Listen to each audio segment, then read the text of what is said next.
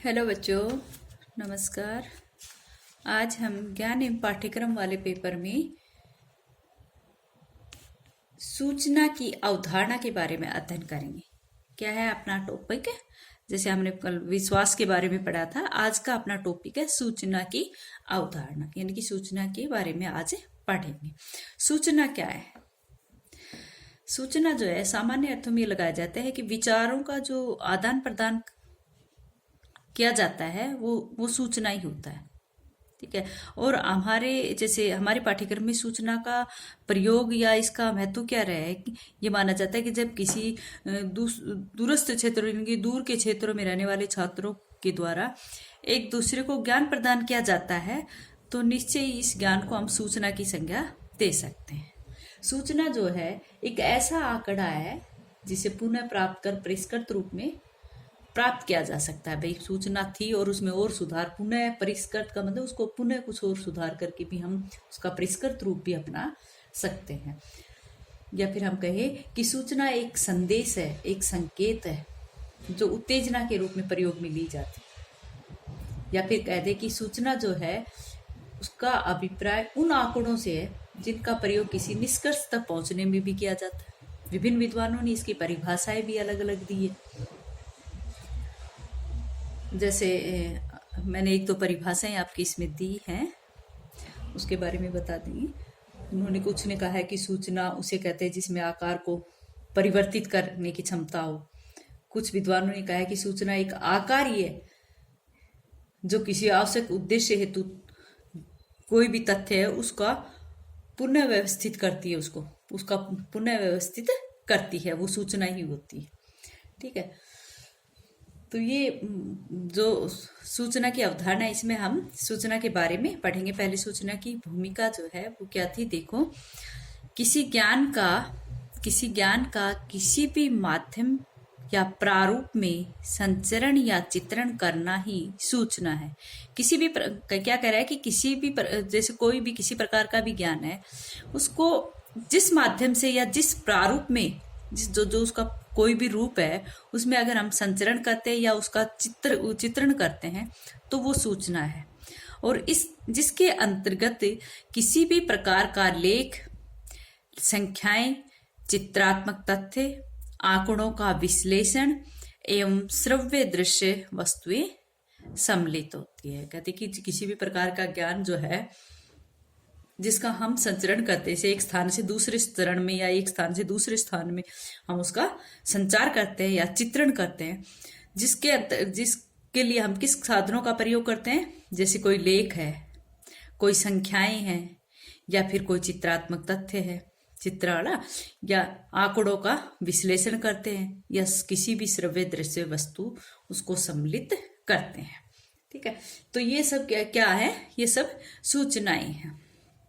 आगे अर्थ के रूप में देखना सूचना का अर्थ। सूचना से तात्पर्य विचारों का आदान प्रदान करने से लगाया जाता है। इस संसार में जितने भी परिवर्तन हो रहे हैं, आज ये घटना यहाँ थी, कल वहां पहुंच गई, परसों उसका ये प्रारूप आ गया, आज उसका पुनः उसके ऊपर कोई योजना बनाई गई, उसका सुधरा हुआ रूप भी सामने आ जाता है।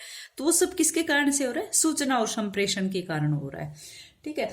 तभी तो कहते हैं कि सूचना एवं संप्रेषण जो है वो सामाजिक विनिमय की प्रक्रिया मानी गई है। ठीक है। जिसमें सूचना जो है वो विनिमय की वस्तु होती है। जो भी विनिमय करना होता है एक देश से दूसरे देश से, एक राज्य से दूसरे राज्य में, एक व्यक्ति से दूसरे राज्य में, वो क्या होती है? मेन उसमें सूचना होती है। ठीक है। सूचना और संप्रेषण है, इन दोनों का आपस में घनिष्ठ संबंध बताया जाता है, क्योंकि एक के अभाव में दूसरे का कोई अस्तित्व नहीं होता है। तो सूचना और संप्रेषण, एक तो सूचना जो मैसेज होता है और एक संप्रेषण होता है, उसके माध्यम से ही हम उसमें कुछ कर पाते हैं। ठीक है। तो सूचना और संप्रेषण दोनों का घनिष्ठ संबंध माना गया। तो क्या कहा है? सूचना से तात्पर्य विचारों का आदान प्रदान करने से लगाया जाता है।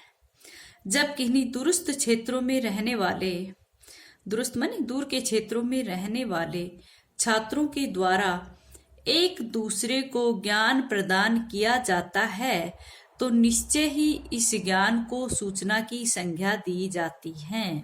एक छात्र से दूसरे छात्र को, एक अध्यापक से दूसरे अध्यापक को जो भी सूचनाएं दी जाती है, जो ज्ञान दिया जाता है, उसे सूचना की संज्ञा ही दी जाती है।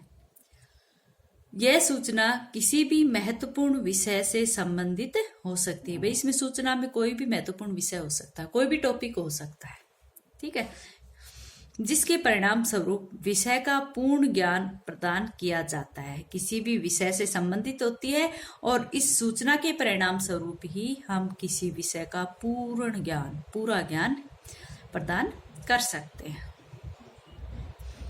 वर्तमान समय में इसके विविध साधन हैं। वर्तमान समय में इसके बहुत सारे साधन हैं। जैसे क्या क्या दे रखा है, जैसे टेलीविजन है, टेलीफोन है, मोबाइल है, रेडियो है आदि की क्या है, इसके द्वारा छात्रों को विशेष रूप से अधिगम प्रदान किया जाता है। टेलीविजन, टीवी, मोबाइल और रेडियो, आजकल तो इसका कोरोना काल में और अधिक प्रयोग होने लगा है। जैसे तो इन सब से क्या किया जाता है, इन सब के द्वारा छात्रों को अधिगम प्रदान किया जाता है। और इसी कारण से इसका यही कारण है कि आज इन दूरसंचार साधनों का उपयोग शिक्षण के क्षेत्र में भलीभांति हो रहा है। अधिक से अधिक शिक्षण काल में आज कोरोना के टाइम में तो अधिक से अधिक इन्हीं चीजों का प्रयोग किया जाता है, ठीक है।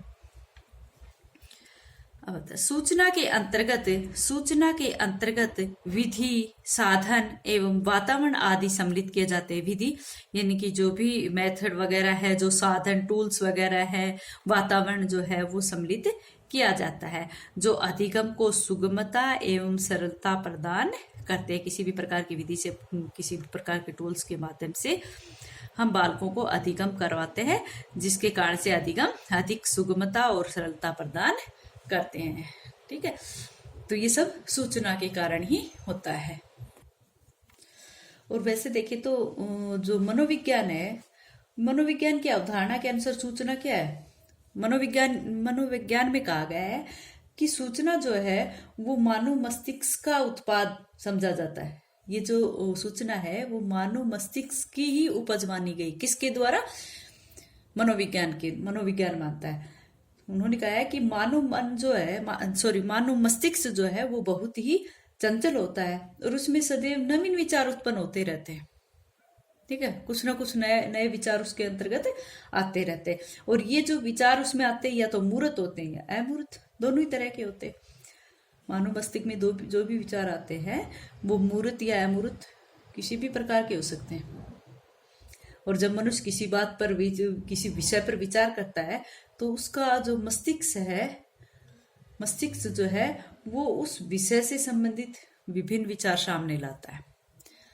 जब मनुष्य किसी भी बात पर विचार करता है, किसी भी विषय पर विचार करता है, किसी भी घटना पर विचार करता है, तो उसके मस्तिष्क में नई कोई न कोई बातें, कोई न कोई विषय से संबंधित बातें आती ही रहती। उस विषय से संबंधित जो विचार है, कल्पनाएं हैं, प्रतिबिंब है, या जो भी उसकी अनुभूति है, संवेदनाएं हैं, ये आदि उसके मस्तिष्क में उत्पन्न होती रहती है, जो सूचना उत्पन्न करने में हमारी सहायता करते हैं। जो भी विचार आते हैं, जो कल्पनाएं आती है, जो भी प्रतिबिंब उसके मस्तिष्क में आता है, जो अनुभूति उसे होती है, जो संवेदना उसे महसूस होती है, उन सब से ही हमें सूचना उत्पन्न करने में सहायता मिलती है। और वैसे देखिए तो सूचना जो है वो सामान्य रूप में आंकड़ों या तथ्यों को एकत्रित समूह मानी गई है, जिसमें जो भी सूचना होती है वो संचारण के लिए किसी माध्यम से अंकित की जा सकती है। विभिन्न रूपों में इसको एकत्रित किया जा सकता है, उन तथ्यों का विश्लेषण कर सकते हैं, संशोधन कर सकते हैं,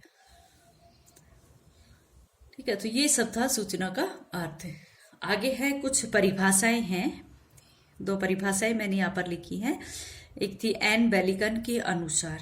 एन बेलिकन के अनुसार क्या कहा है उन्होंने सूचना के बारे में कहा है कि सूचना उसे कहते हैं जिसमें आकार को परिवर्तित करने की क्षमता होती है। आकार को, जो उसका प्रतिरूप वर्तमान में हमारे सामने है, प्रतिरूप नहीं, जो रूप उसका सामने है उसमें भी कुछ परिवर्तन हम कर सकते हैं, यानी कि परिवर्तन करने की जो क्षमता होती है वो सूचना होती है।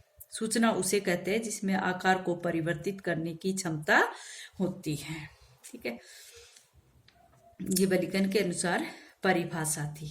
नेक्स्ट है जे बेकर के अनुसार। इन्होंने कहा है जे बेकर ने क्या कहा है, इन्होंने कहा है कि किसी विषय से संबंधित तथ्यों को सूचना कहते हैं। किसी भी विषय से संबंधित जो तथ्य होते हैं उनको सूचना कहते हैं, जे बेकर ने कहा है।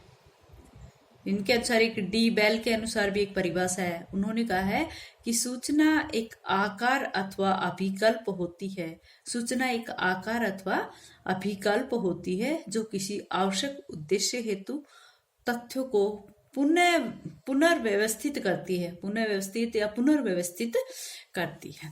ठीक है, तो ये परिभाषा थी डी बेल के अनुसार। अच्छा बच्चों, आज इतना ही, आगे कल करें।